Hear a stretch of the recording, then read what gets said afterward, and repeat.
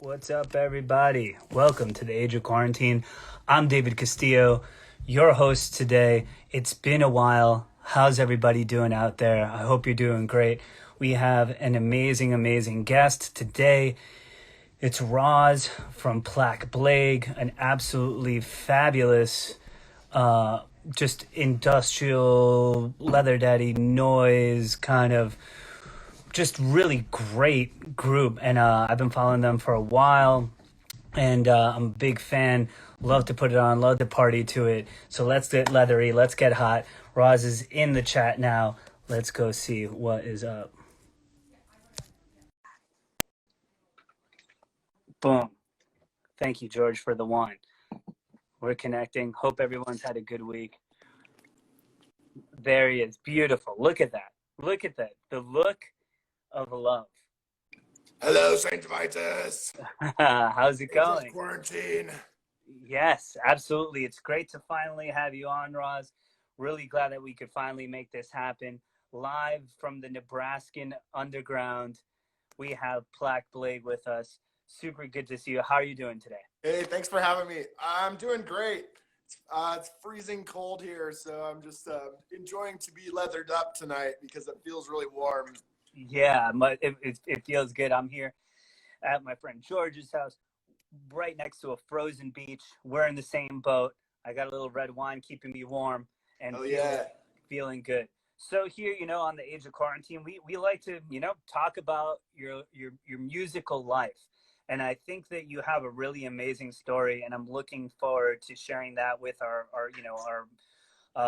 listeners and everyone joining us tonight. So my first question to you is, I know that the group is kind of out of Lincoln, Nebraska, but were you born and raised in Lincoln?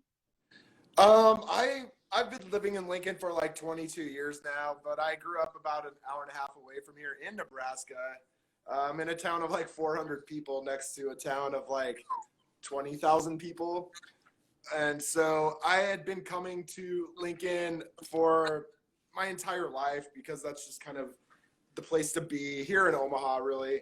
And I just really stuck with being here. I went to school here, and I went to, I don't know, I just kind of like ran a scene here for a long time. So sure, it's just one of those things where I really liked being in Nebraska still, and I don't know, I'm just still here. Yeah, but honestly, we're not that dissimilar. My whole life has been in a 90-minute radius between, I was born and raised in Wantagh, Long Island, Brooklyn, and now the Jersey Shore, and I'm between all three places still. And that's 90 minutes, it's three different worlds, but we're rather similar in that way. It's just the fact that New York City's in the middle of that. Right. So you were born and I'm in the middle of literally nowhere. Yeah, no, I've driven through a lot, and I'm like, well, yeah, there's definitely a nothing hot here. Yeah, for sure. So let's talk a little bit about your earliest musical sort of experiences. One of the questions that I always like to ask people and stuff is just the first time that they were attracted to music, and when you can sort of feel that, like when you were young, when you were like a kid. For me, it was honestly listening to American pop music on the radio. And that really kind of just, I would be like dancing all around my house, and my mom being like, whoa, you like love this, What are some early experiences like that where you were like, hey, music is like, I love this is sort of for me? Well, luckily for me, I was kind of brought up around music. My dad was a drummer. He played in like country bands and stuff like that. And so there was always musical equipment around. And I have a couple brothers that are 9 and 10 years older than me. So my oldest brother, he has always been into like heavy metal. And so my entire life, I grew up thinking stuff like Motley Crue was just like what everybody listened to. So when I was a kid, all I saw were Kiss records, even like country records. I was just so attracted to vinyl. Even like the Meatloaf Bat Out of Hell cover was just so like, mind-blowing to me. So I was always around music, and there was always, my dad always had like a 6 stereo to just blast music on. It was never like it was never weird or wrong or anything to listen to music. So there was no like censorship or anything to music like that for me whatsoever. That's I can cool. remember looking at Kiss records and just being blown away by how like sexual it was and just how like it was how kind of scary and weird it was too. But yeah, like that was like definitely my first like upbringing. Also, my grandma was so into polka music, and she used to bootleg polka bands live on her little tape recorder, and that's what she listened to on her stereo in her kitchen. So whenever you went there, there was always polka music playing. So it was always like she always wanted to dance, and she always wanted to hang and listen to music. So That's great. those are like my earliest memories of music for myself, definitely. Yeah, I feel like maybe with the middle of the country, people can sort of maybe, and wrongly so, like be like, oh, there might be some sort of religiosity or Bible belty kind of vibe, but you seemed like you had always had like access, and from an early age, you were sort of already disposed to the leathery arts. Yeah, I guess so in a way. It was just that like music was just important in my family. So like I said, my dad played drums and he was really into Motown and oldies and stuff like that. So I grew up around listening to so much of that kind of music that it was never weird to listen to music all like I have like certain weird memories of say just waking up like my dad was a garbage man growing up and just waking up at 3 or 4 in the morning. My dad's blasting old ass country in the kitchen and it was just so depressing and so just like dark and just like but it really affected me because I really thought about it and I really listened to it. And I was just lucky to be in a family where like music was like very important. Music like in art too. So Sure. it was always a thing. That's rad. And so one of the things that and if I got this right, but you used to play in bands and you were a drummer yourself too, right? Yeah, I still play drums. I've been playing drums for like 25 years now. Got it. Was that your first instrument, like your first foray into actually like playing? No. Okay, so I used to play guitar when I was like 13 or 14. My oldest brother plays guitar, and so he plays in like a death metal band called Ezra here, and so I grew up when I was like, so by the time I was 13, he was already like 23 and starting to do shows, and I was kind of really interested in playing music, so I started playing guitar, and I played in like a kid, like, you know, like we were kids and we played, it was like my brother described it as Smashing Pumpkins meets Deicide.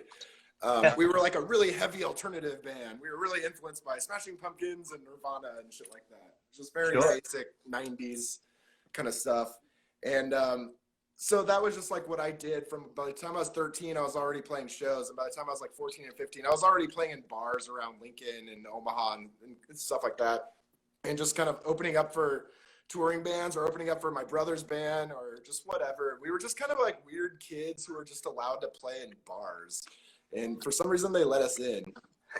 Yeah, then, I feel like that happens though, especially if you know, when I have like people sometimes ask me like, hey, Vitus, we got a couple of people in the band that are like 19. I'm like, fuck it, as long as they don't drink, if they can play, they can play, you know? Yeah. So like, come on in and do your thing.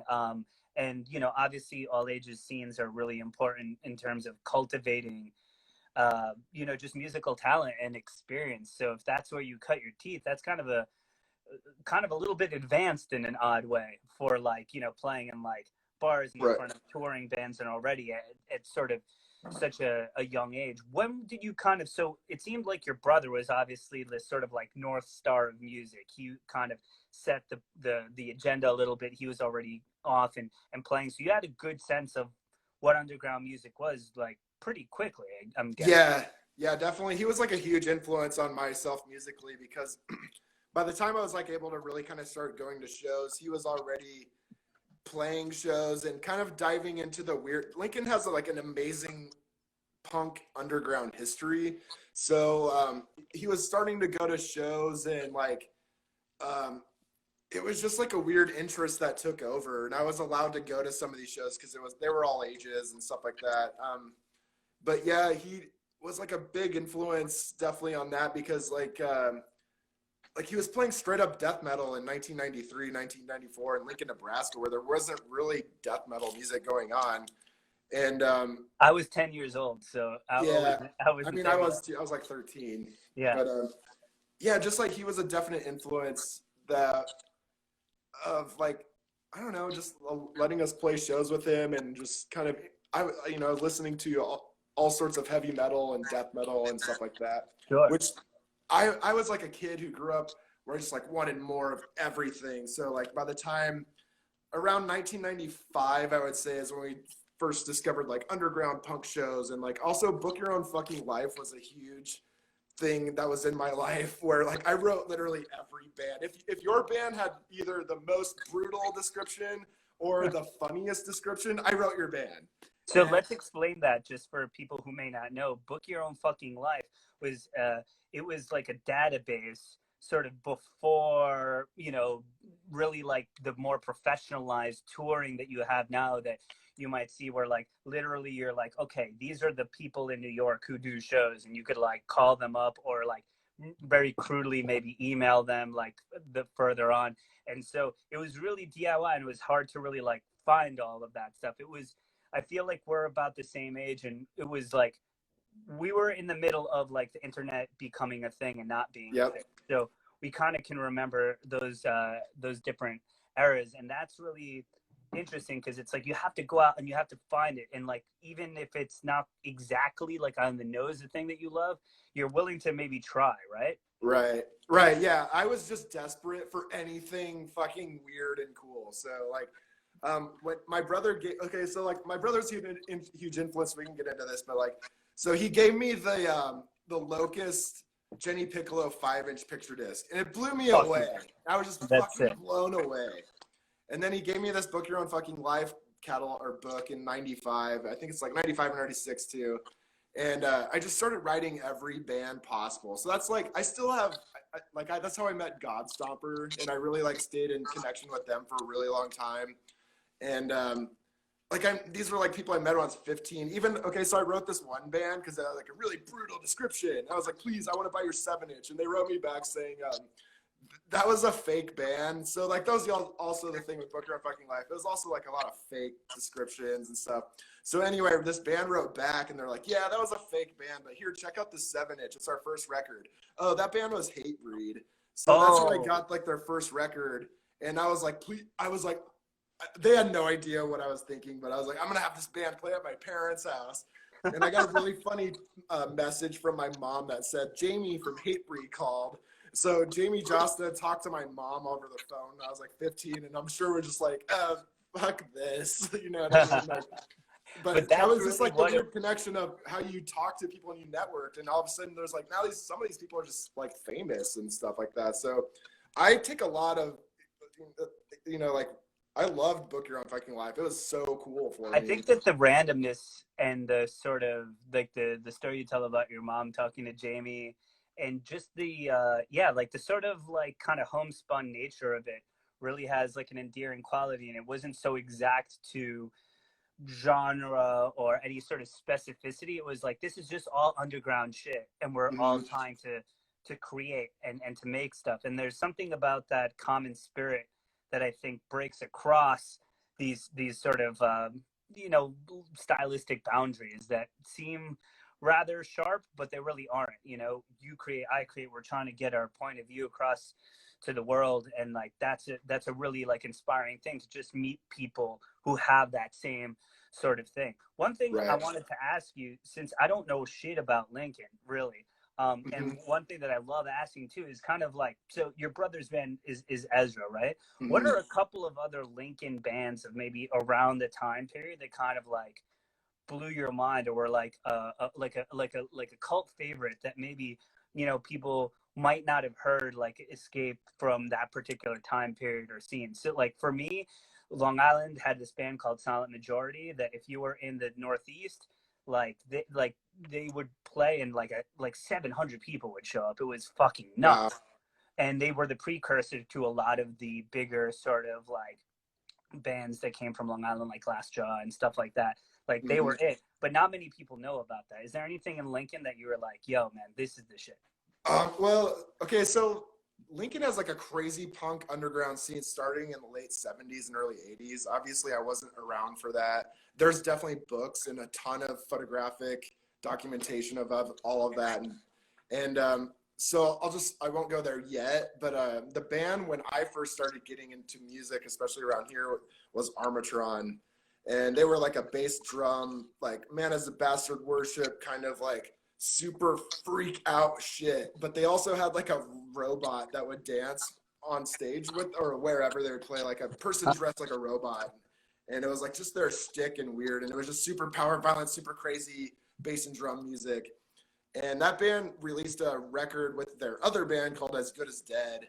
And around 94 was when that was like major hardcore bands going on there. I guess that was hardcore then, but it was really like weird grind. And then Armatron just like they had like weird noise people in their band. It was just interesting for Lincoln, Nebraska. And so eventually that band just evolved into this like complete digital grindcore, weird dueling bass and drums noise group. They did like an amazing 7-inch on GSL Records called Mutations Programming. And Gold Standard Laboratories. right, yeah. Omar from At the Drive-In is involved with GSL, I'm pretty sure. San Diego based? Sonny K, I think, ran GSL. That's it, Sonny K. Okay, yeah. Cool. Yeah. And so that was like just like a big part of like my influence too. So like Armatron just played all the underground shows, like, and so like there was always crazy touring bands coming here, like the Locust. They were just Locust then, but they would come here every summer 2 times, or tour with Jenny Piccolo or Yaphet or who else, like this band Resin, they're from Rapid City, would come around here a lot. But Yaphet Kodo is sick, by the way. I like that band. Yeah, that was more like later on. But yeah, Armatron was a huge influence to me, and it was just like so fucking sick, and the lyrics were super fucking political, and it was like fuck the pigs and shit like that. And the artwork was really like crazy looking. So like that was a huge influence on me at that time. This was like mid 90s. And there was other weird bands. It's like this band XXY, which was like an all-girl, super like aggressive garage punk band. I don't even know if it was punk, it wasn't pop punk. It was like more like there's more attitude to it or whatever. But they were really cool. Which actually, the bass player of that band went on to be an Eraserata years later. Oh yeah, great. And so band. there's like weird history with like that around here too. But like also at the same time, I was discovering bands from the early 80s in Lincoln. So this band Power of the Spoken Word, they were like 1983, 84 released their first album, and it is so fast. It's like blast beats and like weird heavy metal punk.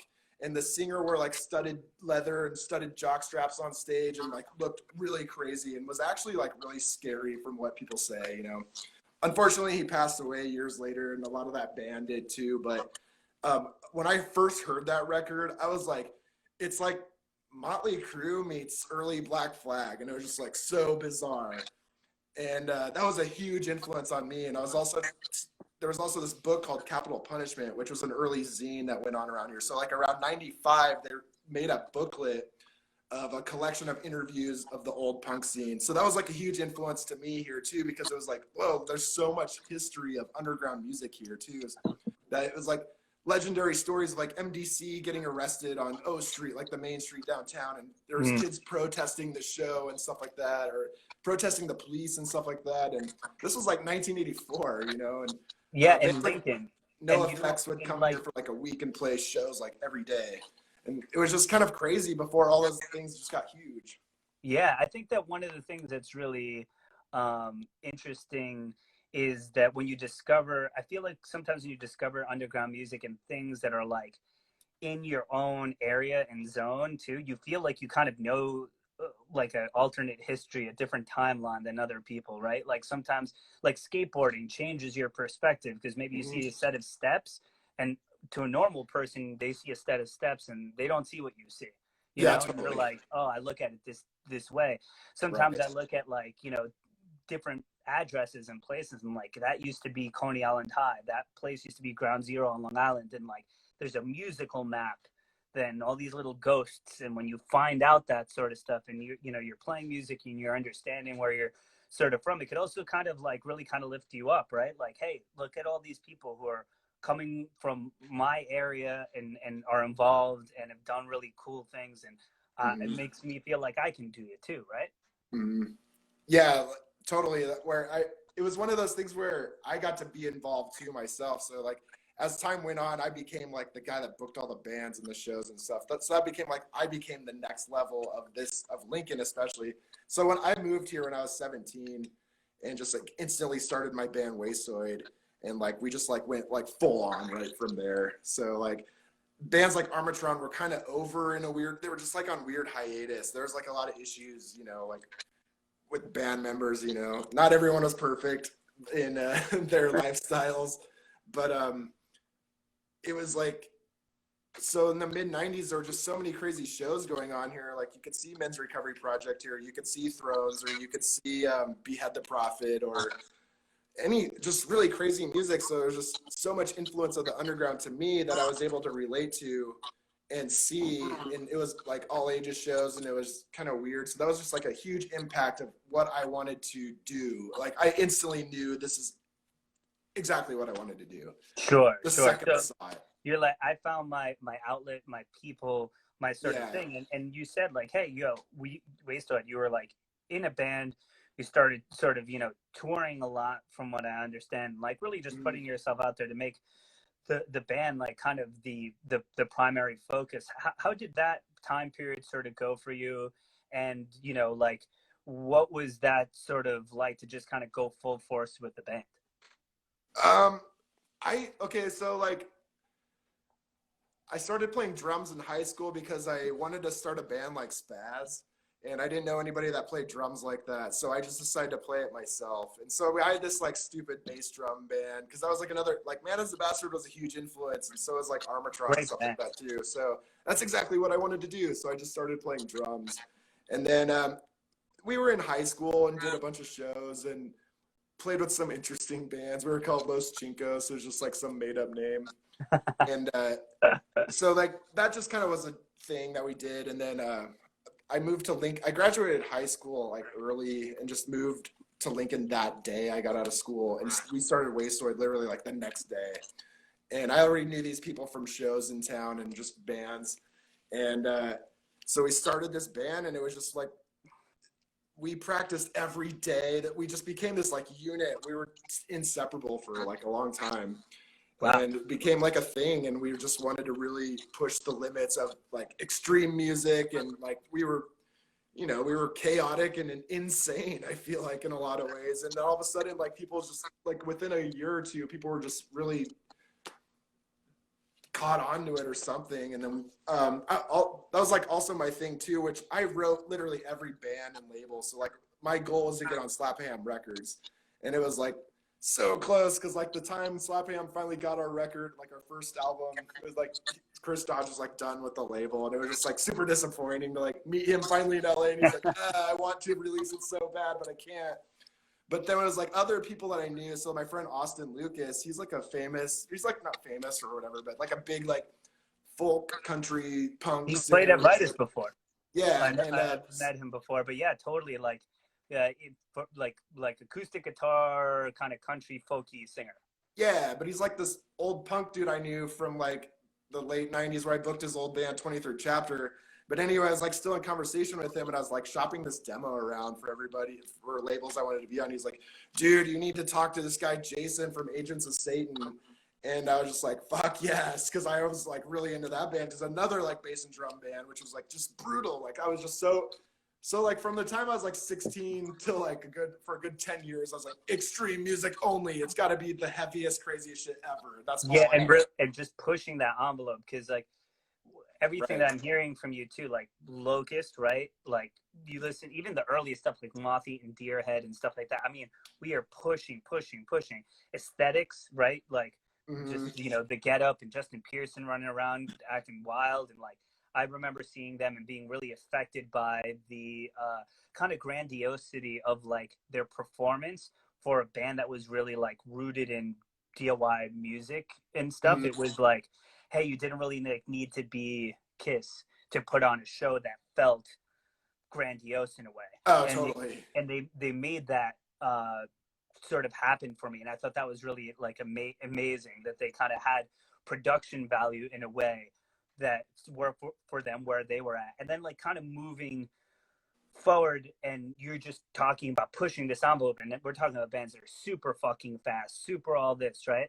Right. So you're in this hot pursuit of this sort of musical ideal, but where does Plack Blague start being birthed from that? Because this is now becoming, I'm like, okay, if you tuned in just now, you could think the story so far is about a dude who's in like some sick grime band, but that's clearly not where we're at. So what started the idea for Plack Blague? Well, let's see here.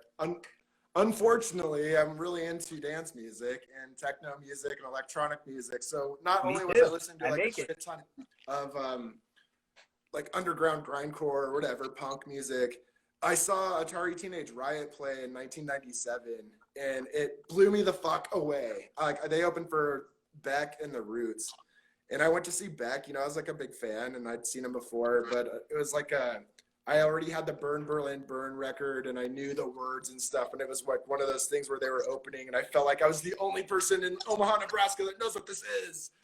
And they played, and it was just the craziest energy I've ever seen. And right then the rest of the concert to me was over. So I was just like, okay, I could just go home right now. But anyway, but it was just like, I was blown away. So I've always been into like electronic music. Daft Punk's first album was like a huge influence to me. Like I used to throw parties I had many places and growing up as a teenager to throw parties at. So I did a lot of that and played a lot of dance music too. Sure.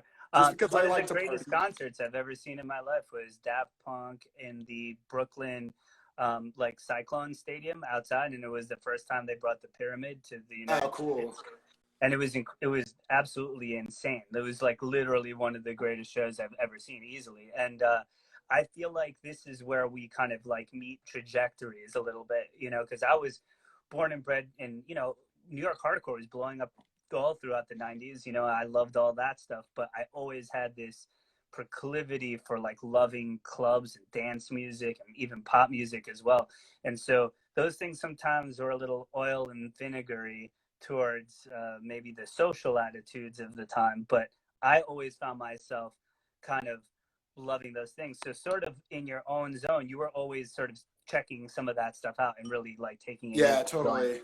Like the Prodigy was like a huge, like I really liked the heavy kind of edgier, like what I liked about the Prodigy, they were like a techno band with a metal edge to it. They had like metal attitude, and I liked that for some reason. I don't know. It was something I was really attracted to. But then like also bands, I was discovering bands like Men's Recovery Project, and honestly, when I first heard them, I was like, this is the best band I've ever heard in my life.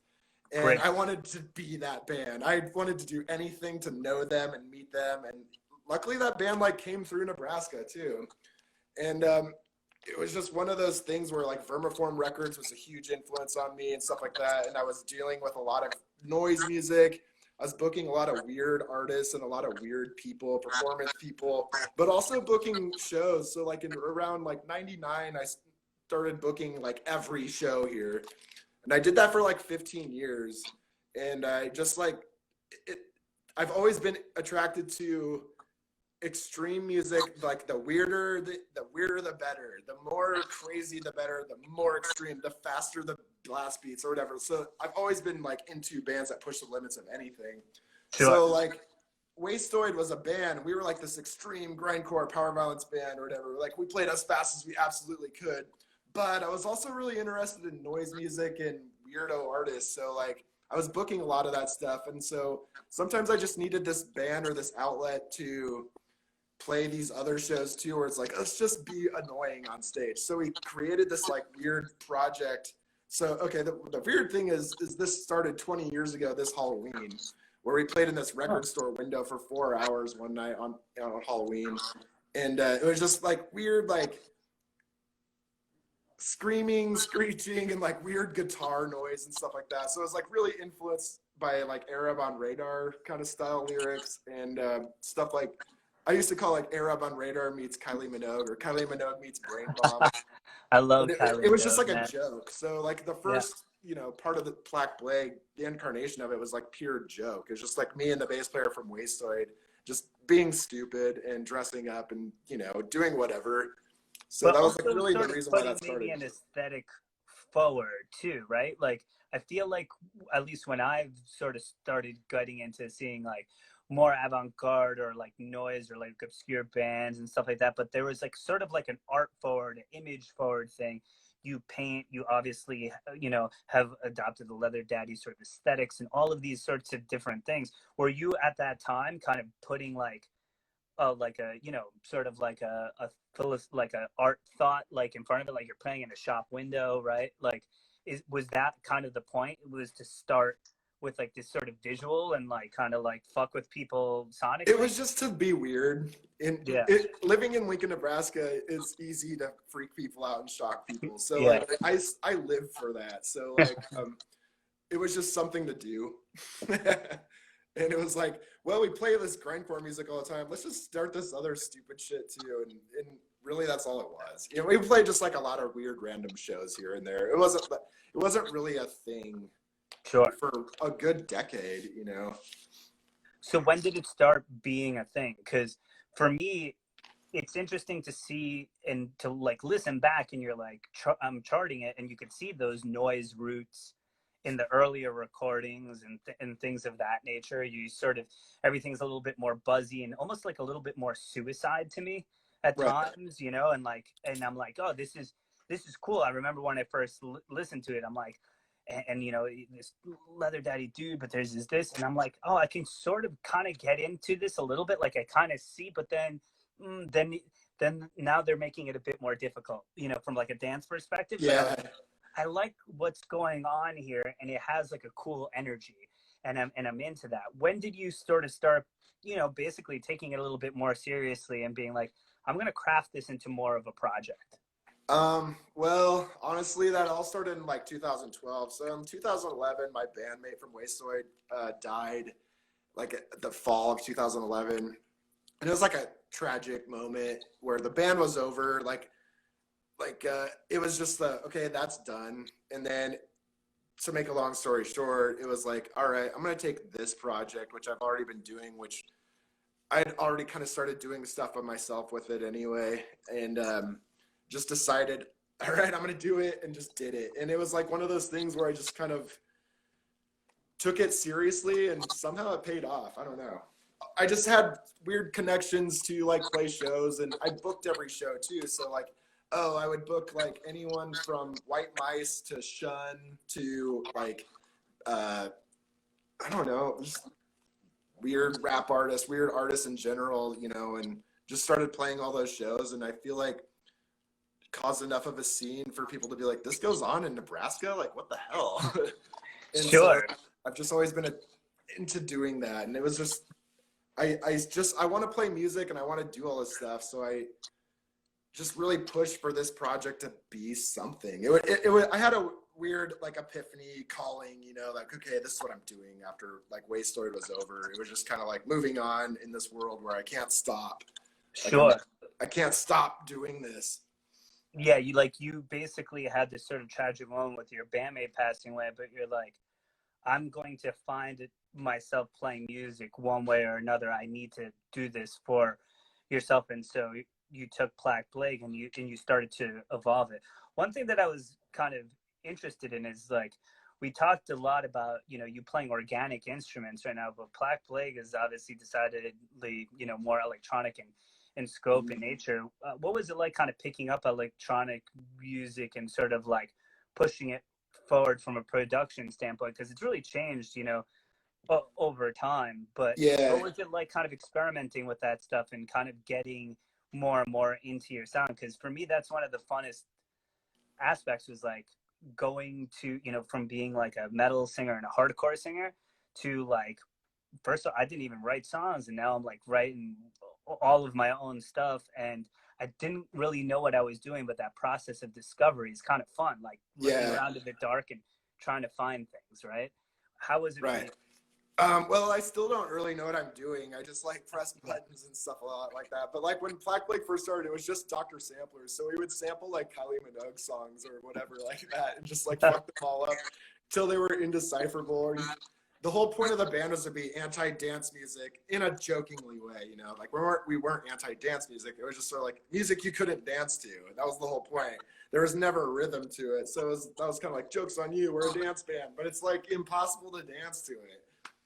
And so that I was said, like you the made it first difficult. incarnation of it. You made it difficult. I was like starting. I'm like, oh, here comes some like weird, crazy, noisy part. Yeah. But I kind of enjoyed it though. Like maybe I'm a bit of a masochist. Maybe I needed, and maybe I wanted that. Maybe I was like, damn, like okay, but I'm still here. I'm still with it.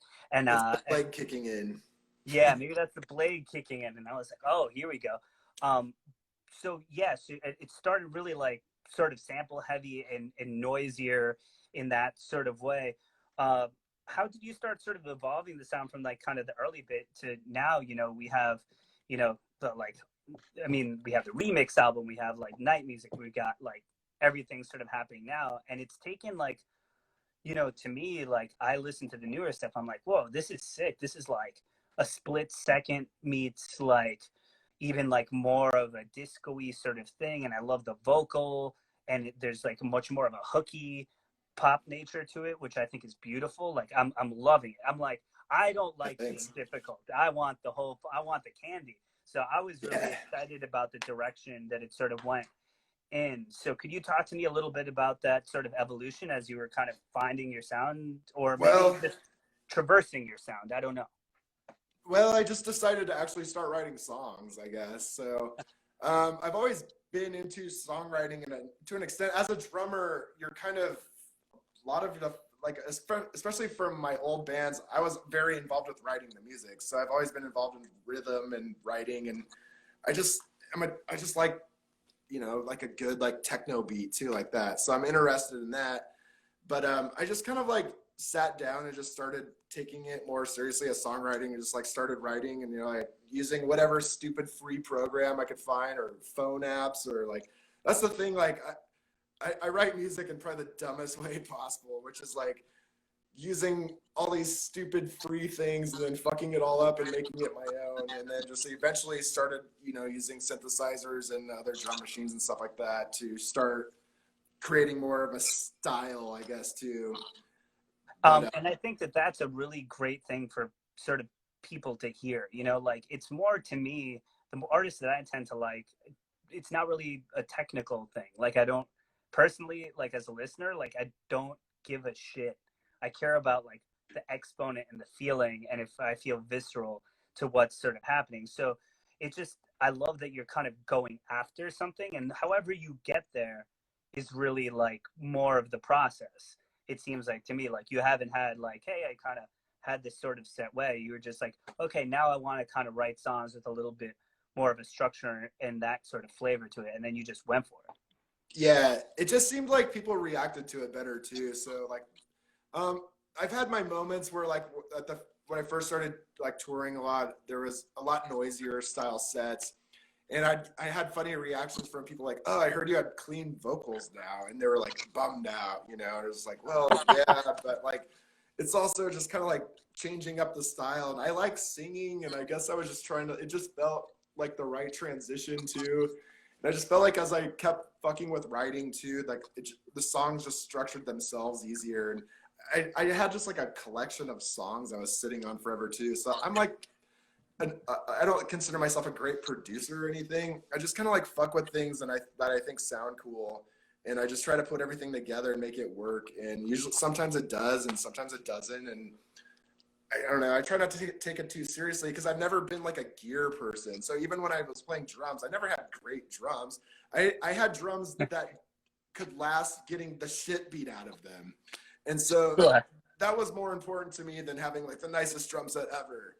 So that's kind of how I look at a lot of this too. Like that's how I look at how I do art too. I did a lot of photography, but my purpose was like, I want to do photos with like the shittiest cameras possible because I can prove that I can do it just as good as someone who paid $5,000 for a camera or something. So Sure. The like there's an aesthetic confidence there. to kind of go for it and just be like, I know what I want to listen to, I know what I want to hear, I know the energy I want to put out and the intention, and that's really more of where like I'm like arriving to. And speaking of confidence, I mean, look at the getup, look at like everything else. To me, when I think of Plack Blague, to me it's a pure audio visual project. Like both things stand really, parallel to one another, and you can't really. I'm like, you have to watch and listen. I tell people, I'm like, dude, you have to see how this sort of operates, and it gives you a swagger and a feeling. Even when I listen to the tracks, I imagine you and how you sort of deliver that music, I think is just as important as anything else. How did you sort of, obviously you have your sexuality, the leather daddy thing, that those things sort of obviously combine, but it's also this history of loving heavy metal as well, that they all kind of arrive at this sort of, like, to me, like this nexus of like audio visual like connection that I think is really where the whole thing drives to, that makes me like really love the group. So you talk to me about building sort of the aesthetic, because I mean, even from the merch now, everything else, like it has, like just a total world. I feel like Plack Blague is like a world to go into. I'm all about having an experience. And I think like I'm so about having like a look or like a shtick, or like that's why I liked bands like Kiss growing up too, because there was like this thing like you looked at. It was like this weird identity too, and I just think like that is just as important as like the music too. Where like I think my biggest gripe is seeing like a band that looks like they just got off work and like jumped on stage to play music, and I feel like that's boring, and I've never really been that interested in that. I mean, I've definitely had my dumb, shitty looks on stage, of course, in other bands, but I've just been. I don't know what you're talking about. Yeah, like, well, like I wouldn't wear like, I don't know. I probably wouldn't wear. I'm not gonna say. I wouldn't wear shorts on stage. No, I'm just kidding. I honestly, I would never. That's a complete rule. I've had rules in my bands before. I'm like, no shorts. I don't care. We suffer. Unless they're leather shorts, then of course I'll do it. That's a different thing. I don't know. I guess I grew up. I love the way Motley Crue Shout at the Devil era looked, and like I love the way like Judas Rob Halford looked always, and I love the way just certain weird bands looked, and honestly, like a good time with there's this band called Shun. It's like a kind of pop group, weird punk thing, and the first time I saw them, I was like, oh my God, that's exactly what I need to do, is step up the stage game. So it was just like this full, like they had a like stage setup of like weird painted backdrops and weird banners, and like they looked all weird. They looked like this weird band or whatever. I don't know how to say it, but that was like a huge eye-awakening moment. But I was also into bands like White Mice, who like, wore these weird giant mice puppet heads and covered in themselves in blood, because it just looks so cool. And I feel like a good stage presence is just as important as like the music and everything about it. It's like it's a whole package. And sure, that's just what I really strive for, and I always have. That's why even the influence from that band Armatron. Well, they always used to have this guy dressed like a robot with them, and it looked amazing. Yeah, and that makes it, and that's an impression that you've had since you were, really young, watching everything from the DIY level of an Armatron to like loving Kiss when you were a kid, and like you were saying, and you also being a visual artist, being a photographer, and those sorts of things. Maybe you have this, you imagine what it looks like from the audience perspective in a way that maybe other people aren't taking into account. I think it's really cool to think about staging and to think about things like that, and like, it doesn't matter, the music. It's like you're a performer. Hey man, Iron Maiden, craziest sets of, this is like a Broadway show up there. King Diamond, it's like, it's insane what they got going on. So pretty incredible to sort of put that together, and how you've sort of arrived at that sort of stuff. You also paint. I'm right. That's one of your paintings behind you? Yeah, this is like the cover of my Wear Your Body Out EP. So Yeah, this that's the is new like one. a I weird bought it detail today of on it. Bandcamp. That shit's dope. 2 songs. Get it? I bought it today on Bandcamp. Yeah, So thanks. yeah, no, I love it, man. I really love the newest direction. Really, for me, is really like hitting home. I love dance floor music. I'm sitting here and I'm, whenever I DJ again, I'll be playing it whenever that may be. Oh yeah.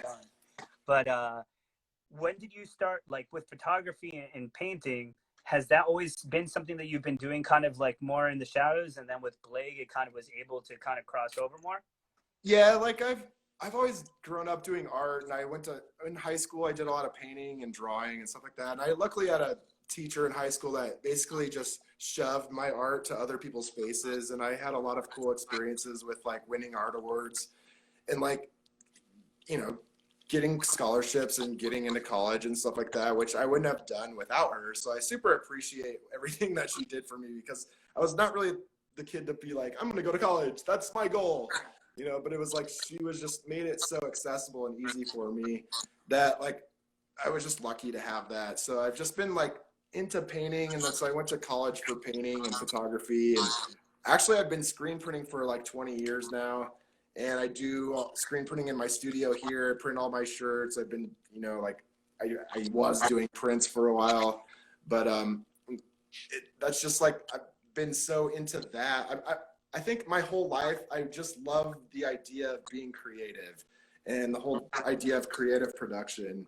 And that's just everything I do is so about process and so about being creative. And so like, I can't get enough of it.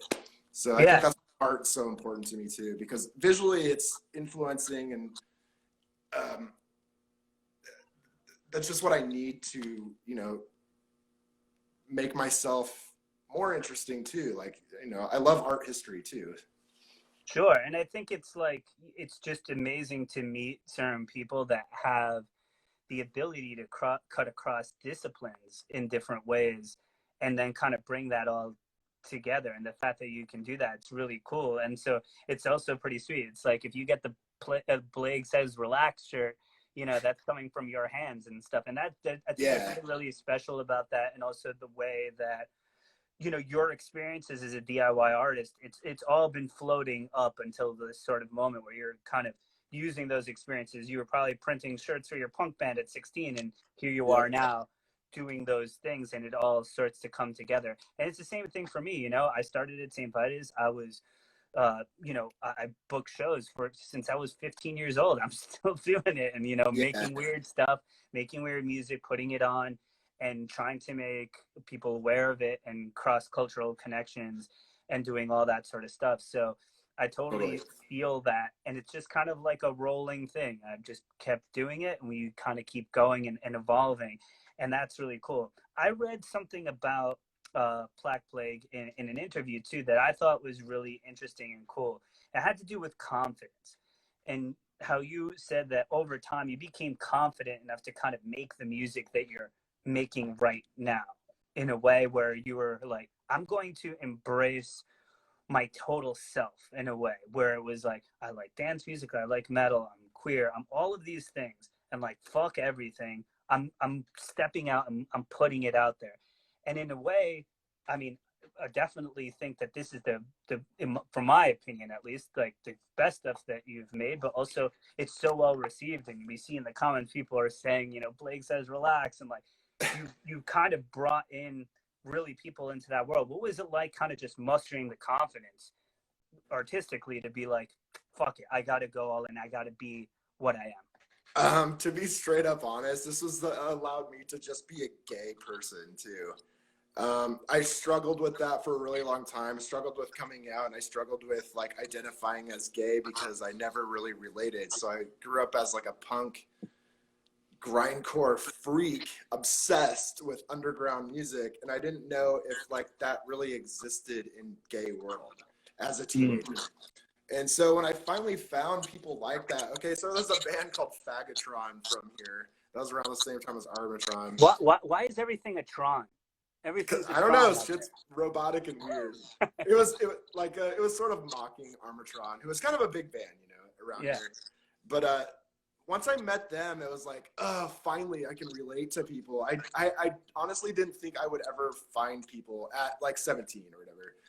And so like that like was a huge boost of confidence, but like really to like go out on stage and dress all weird and like be half naked or whatever was like a huge confidence boost because people related to it, and all of a sudden people started talking to me about like their kind of things, you know, like that's the like one thing about this band that's interesting is we tour so much, and a lot of kids like come out to us and tell us their stories and tell like, you know, not everyone has an easy life, you know, and I I just feel like that does nothing but make me feel good about myself and that I can possibly influence or help someone to, you know, be themselves. And that's my goal in everything, is to just like have confidence to be yourself no matter what that is, because to me, like the more interesting and weird you are, like I think that's cool. So like I'm really like interested in that especially.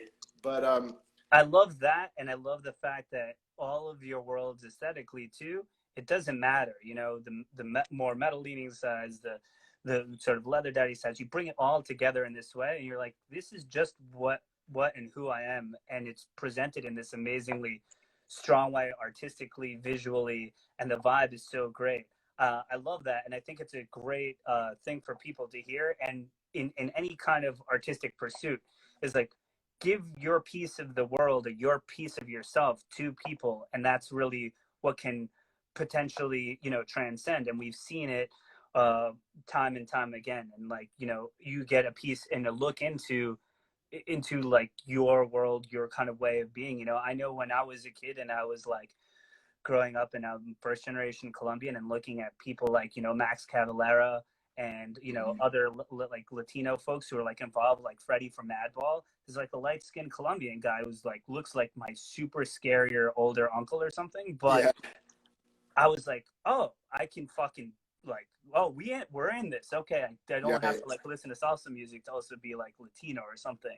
And to a much lesser extent of you know social division, but even having somebody out there who's just like you feel you can identify with brings so much to the table, and you're really doing that. So right. I love how that kind of is positioned and how you've done it in this beautifully artistic way where I'm like, I just want to like listen to this music and party and hang, and but you're bringing all of that to the forefront in a strong artistic package. And like that is what's led, I think, to this like sort of recent breakthrough in the past couple of records where I'm like, I love this direction. I love everything about it. And it's just powering through. The message is fucking hitting home, you know? Yeah. It's beautiful. I mean, it's also like, I mean, a lot of what this project, like lyrically, what I sing about too, is like keeping like an old school, like gay lifestyle coming around, where like cruising world and just like everything's so different now in that sense. But it's sort of like there's this still attraction of like this kind of like seedy underworld of gay lifestyle and stuff like that too, which I feel like kind of gets looked past on. Like that's like a thing of the past, where I feel like that's still like happening, you know, and it's still like cool. And I just feel like I like to keep that spirit alive in that world too. So I'm super influenced by like people like Rob Halford too, and like Sure. honestly, like getting the chance to talk to him about that, and like finally getting to meet him, and all we did was like talk about our weird experiences as being just like gay musicians and gay metalheads and stuff like that, or just what we do. And it's just interesting how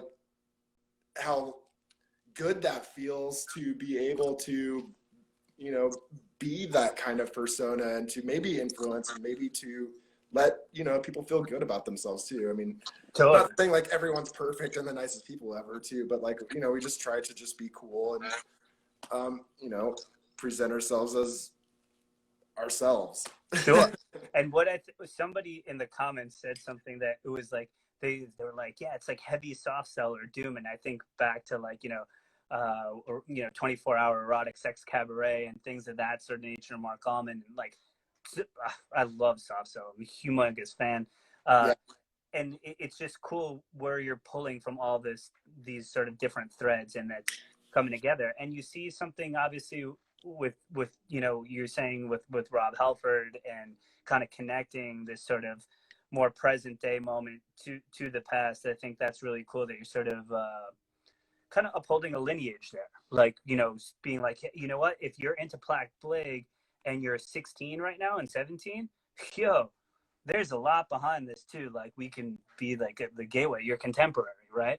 Yeah, totally. Just like even being compared, like one of the funniest comparisons I got, or the best comparisons, was like Suicide meets Judas Priest, and it's sort of like I like those kinds of comparisons because I feel like those are like things of the past that I feel like are still super important. Not that Judas Priest is part of the past, but like Suicide might not be on everyone's radar as like young kids and stuff like that too, where they're like the punkest band ever. And I feel, and you know, and Amazing. they totally epitomize punk culture, and that is just so badass to me and so cool. And I'm like honored to even be kind of considered like that. So I just think like that's super cool. Yeah, definitely. I mean, for those who are watching, Alan Vega, Suicide, two-person band, you know, like kind of no wavy, punky, amazing, from New York City. Check them out. Really just seminal stuff, but you know, really like worth your time, and definitely an influence of Roz's and stuff like that. One of the things that I wanted to kind of talk to you about as well. Oh, it's funny. Adult just chimed in with some hearts, but it's you've done Adult. Yeah, Hey, you've done some work with some sort of other people, done some remixes for folks. What can we kind of expect going forward? Because you have the new EP, two new songs available everywhere and stuff like that. You have an awesome remix EP of the last record, which I love too. It helps me out when I'm DJing out there and doing nice. things of that nature. We love the remix records as DJs, you know, like please make them. But what could we have maybe looking forward to? Obviously, we all want to see the show. We love the show. Right. We're gonna see how that goes. But as far as any new music, anything on the horizon that we want to kind of talk about? I do have music. I've been speaking of Adult. I do have music that Adam Lee Miller of Adult helped produce, and that's like a couple of years old now in a weird way. But it's just I'm working on a lot. I've been releasing kind of song by song lately, and I've got a new song coming out next month on FPE Records out of Chicago, and I'm just building a collection of material for a couple EPs on Black Porno Cassettes and Give Praise Records, which is like two totally different labels entirely, and just kind of like still putting together another full length. And you know, I'm kind of I feel like I'm slow at writing music, but I feel that way too. Turning I out feel remixes like we always too. beat ourselves up over it, but it takes time, you know. And it's like it's good to take moments and to grow and stuff. What was it like collaborating with Adam and Adult, and like having other people involved in the process? Well, I guess I learned what a producer was, but it was I'm okay. So like probably one of my biggest influences of Plack Blague, or just electronic music in general, would be Adult. So just even getting the chance to work with them has been mind-blowing, because 20 years ago I would have been like, no way. Like I thought they were just like super famous people, you know. And then I've gotten to know them. We've gotten to know them after I booked them in like 2006 in Lincoln, Nebraska, and we just like bonded and made a connection. So like working with Adam was actually really easy for me. And I've always, whenever I go into a recording kind of scene or situation, I like to really kind of be prepared in a weird way. But this was like a situation where like I wasn't necessarily, like I didn't have all these lyrics written, but like as we were working through these processes, I was able to kind of like be on my own and write lyrics and think about things. And I had like topics that I was, you know, writing about, and I had references that I would kind of lyrically put together. But it was just like, for myself, I do so much songwriting myself that it's nice to work with other people and talk about it, you know, whereas I'm just kind of person like, is this cool? Yeah, it's cool. And then I play it for my partner, or we play it for Butch or whatever. And it's like, it's cool, but I need like a real dialogue for it. So this was like working with Adam and Adult was the first time I experienced like having a critique for music. Mm. And I've had lots of art critiques, but a music critique was like, oh, exactly, you're right, you know. And sometimes it's like nice to just hear someone be like, that kind of sucks. And you're like, okay, good. And then you move on from it, and then you work on something new. And I And think sometimes, I learned so much from that. it's hard to just have that. You can't have that dialogue with yourself, and it's not necessarily that things are like wrong. There's just like, I have two different options here. They both sort of work, but I'm sitting here alone, you know, in my studio or something else, and like, just having a voice that you respect go, oh, it's number two by like a mile. What the fuck are you Yeah. thinking? Is like, oh, it's such a kind of like a relief. I have some friends and confidants who I like to talk to when I'm writing songs. I'm like, if I come to those impasses, but it must be amazing to have somebody with, you know, that kind of like, just someone you really respect and has the kind of the acumen sort of behind Right. them to deliver that, and you to respect it too, right? Like Right. you can't be anybody. Right. It was just so exciting too, just to like work with adult, especially, and just like work with other people. So like, I don't know if I'm the best collaborator, but like, I feel like when people know what they're doing, I'm like the kind of person that's like, okay, press the buttons for me, and I'll just be like, yes, do this, and it just like works for me. But like, it's also like understanding other people's equipment, other people's ear, and other things, which is kind of like learning lessons for me, which is funny. Speaking of adult, which they were like, you just need to sing more brighter, you need less effects on your vocals and stuff like that, and it's sort of like, I think I'm doing that, but I'm like not, in a weird way, but like I'm trying to do that as much as I can, and I want to kind of expand to that myself. But you know, like I also want to have like certain songs that are just like weird shit too. But it's also like I've just learned more about songwriting and producing in that sense, to expand just my knowledge and try out new things, because I feel like, why not try new stuff all the time too? Sure. And it comes back to sort of that building confidence too, of like, hey, you know, now I have somebody in the room with me where you're like, maybe I did do that, but maybe I was a little shy or second guessing it. And if they put a little air behind it and you're like, no, keep singing like that. Like, that sounds Yeah, fucking sick. Like, keep right. And going, I like right? that. Yeah. I And think that's, that's super important too. And that's when I feel like I that's when I realize what like a producer, like an engineer, and all just the recording process of that goes, which is like, you do need that push too sometimes, because when you're doing it by yourself, it just gets kind of, I've heard this 40,000 times in the last 2 days. Like, is it even cool anymore? And sometimes you just need other people to talk to you yeah, out of that too, because it is cool. Like, why would you yeah. want to change it so much? You just spent 20 days on this. Totally. You're like, I fucking hate this bass line. I hate myself. And then you like show it to maybe somebody and they're like, dude, this is great. I'm like, it's because you've heard it for the first time. Yeah, You know? right. Like, just the existential fucking qualms of doing that on your own is good. And the clarity of somebody who can, my brother Javier is like a really great visual artist. I don't have that as much, but he always tells me the story about when he first started painting and drawing. He would like be very close to the paper and stuff. So he would always say like, yeah, man, I could draw an eye beautifully, like just one eye. But then I would like pull away and the face was like all fucked up, you know? And Yeah. he had to retrain himself to kind of, you know, go further away and like learn about that.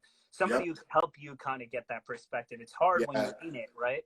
So Right. that must have been a cool experience, especially with somebody like that. Oh yeah, because like I don't really know that much about equipment too, like gear and synthesizers. So when you work with someone who has like the best shit ever, you're kind of like, oh my god, this is amazing. This is exactly what I needed to do to this part, or whatever. It's just cool to just fuck around with equipment too, which like I don't get to do that very often. So like just working with people and their equipment is cool too and fun. Sure. And just kind of getting into their brain a little bit and kind Right. of feeling all of those particular things out. So we're kind of getting sort of to the end point here a little bit. It's been an amazing chat, and I love that we've gotten to do this. I kind of wanted to just sort of, you know, kind of to wrap, you know, things up sort of like nicely in a bow. We have some new music out and stuff like that. Is there anything else you want to say to the people? Oh yeah. Any Well, particular things? Well, I guess we were talking about new music. I do have like a split 7-inch with Cocky SP coming out. So they've been around for like 25 years now. Get out of here, really? That's And insane. yeah, so my buddy Jason, who's in Cocky SP, he's releasing this record, and it's just been something that we've been kind of putting together for a little while, and we haven't really announced it to anyone. So that's like after I heard their track. So this is kind of another thing too, like working with a band. Plack Blague hasn't really done a split with somebody before, so it's like collaborating with like really close friends where they want to kind of collaborate on aesthetics of like branding or whatever. Just like releasing a record together has been fun. So like that's in the works and is like in the works of pressing right now. But like after I heard their tracks, it's like this is their best stuff ever, you know, like, and it's so much. They're like the, you know, kings of American harsh noise or whatever. But this is like a totally different thing for them, and I was blown away when I heard it. So like, I'm just stoked to like get like another record out like that too. And then the Wear Your Body Out EP was going to be released on vinyl through Cubicle Records, which released the Leather Band 7-inch. So those are two in process records right now. But yeah, I'm learning a lot about video work right now. So I don't know if I'm supposed to say this, but I am working on a collaboration with horror right now. And so I am making a video for that as we speak. And that's awesome. I have to say, Edie and Gene are amazing people. I love horror. I did a tour, my band with Artie, who was also a co-host here, called Primitive Weapons Tour with Horror and Dillinger Escape Plan, and we all got to know each other pretty well. And amazing group, and I could see a great cross section happening there. Oh yeah, well luckily I got to tour Europe with Horror last year, or in, I guess 2019 now. Last year is still 2019 to me. No, we're just in a holding pattern. Time is stopped. Blague says relax. I don't know what day it is anymore. Well, it's Friday because you told me to put it on my schedule.